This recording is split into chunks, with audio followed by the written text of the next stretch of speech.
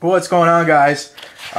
Do not have much battery left on the camera right now, but I wanted to give I guess some thoughts on Spyderco's ZDP. It's one of my favorite EDC steels. It's one of my favorite steels for doing actual work. When I do a remodel in the house, usually I will grab for a ZDP knife, and I will tell you why. Because it holds an edge a little bit longer than your standard like S30, S35VN. Those are great steels, but when you're cutting big, thick plastic straps all day, we have gutted every single bit of carpet out of our house. So if I'm cutting strips of carpet, usually I use a real knife, and I will not use like a Stanley razor blade or something like that. You know, the utility knife. I usually don't use those for construction. Sometimes I will. When I was doing the tiling in the kitchen, I had to cut all that cement board, and I was not going to put a ZDP knife through the cement board. That was just wearing down blades. You could make like a couple cuts scoring it, and blade was trashed. So something you really don't want to use a nice knife for. But anyways, you can see I got this knife pretty much brand new. Carried the crap out of it. Did all my remodel in my kitchen with this knife in my pocket, and I take care of them.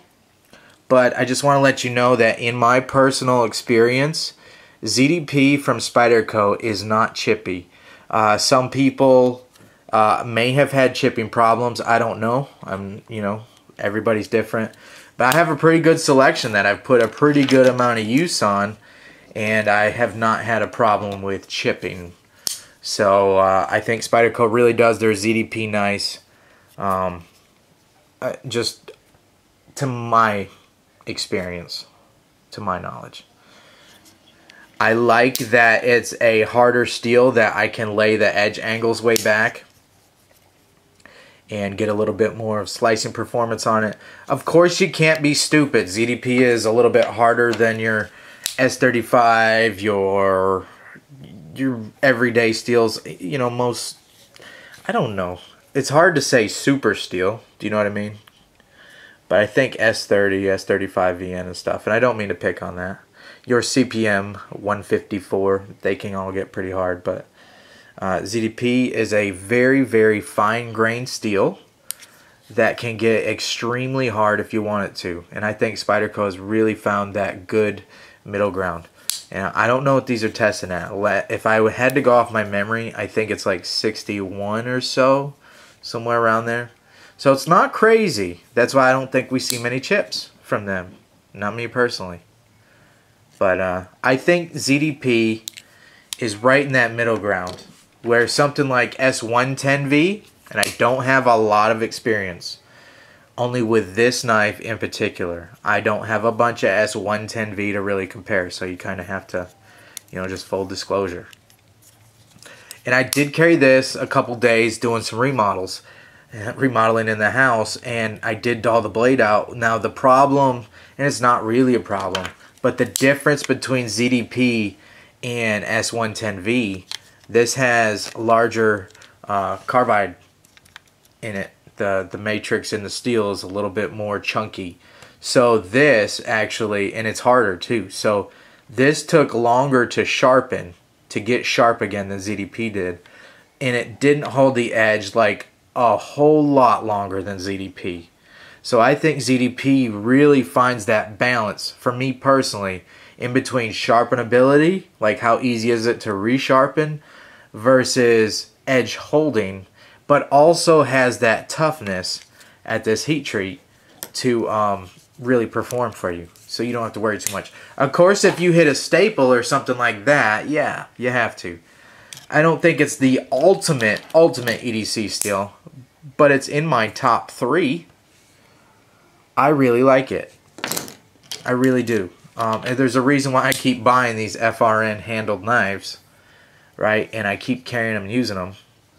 And when I go to do real world work, I will actually grab one of these guys. And I will have no complaints at all.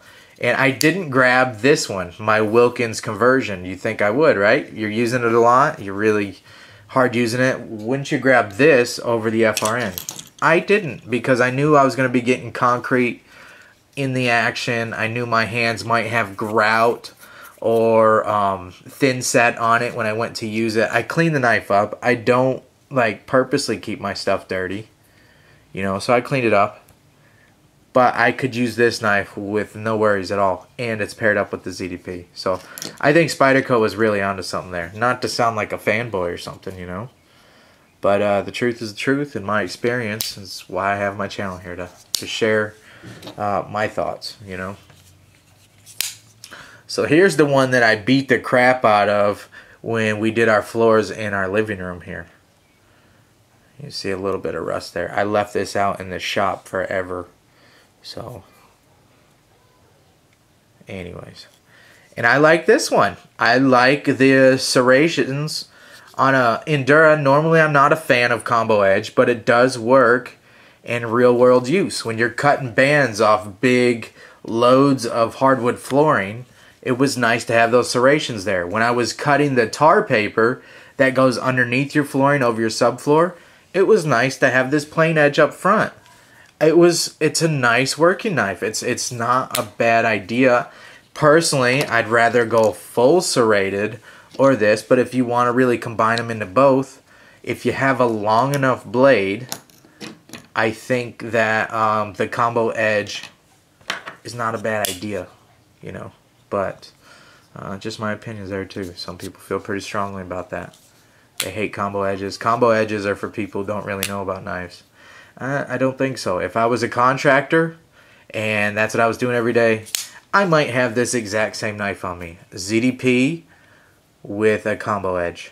And then it's a little bit thicker here with the saber grind so that I could do some light prying work. You know, not really a hard use knife. That would be misusing it, but you know, this might be the combination I carry. FRN. Wouldn't have to worry about it. I think these are around $100 or so.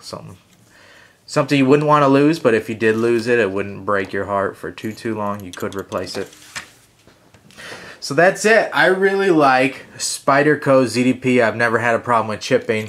Not even in my fully serrated knives, and I do use these. I know they're discontinued.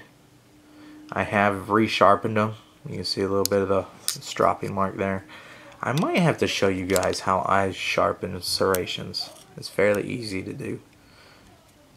So I haven't had any trouble with chipping. Not even on my serrations that hold an edge forever. So anyways, that'd be for another video. Serrated edges actually have more edge length than your standard edge. And then also one more benefit to them.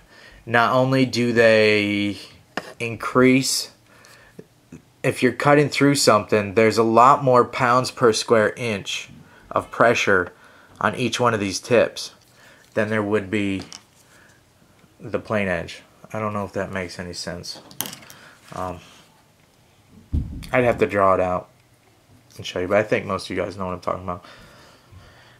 There was a time where I just carried serrated edges for a long time. I mean, it was about 1.5 years where I went with just a full serration kick.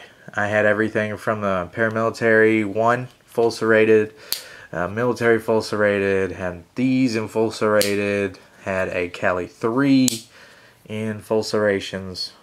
I really enjoyed it. So anyways, don't carry them too much nowadays unless I got some yard work to do or going to be cutting a lot of rope or something like that. But anyways, that's for another video.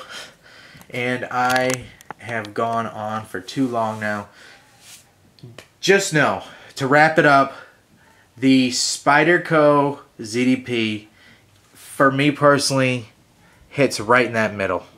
It's a really nice working steel. It holds an edge a little bit longer than the S35. Your standard super steel, so that makes sense. I'm sure it's the 5th time I said that. Alright guys, I'm out of here. See ya.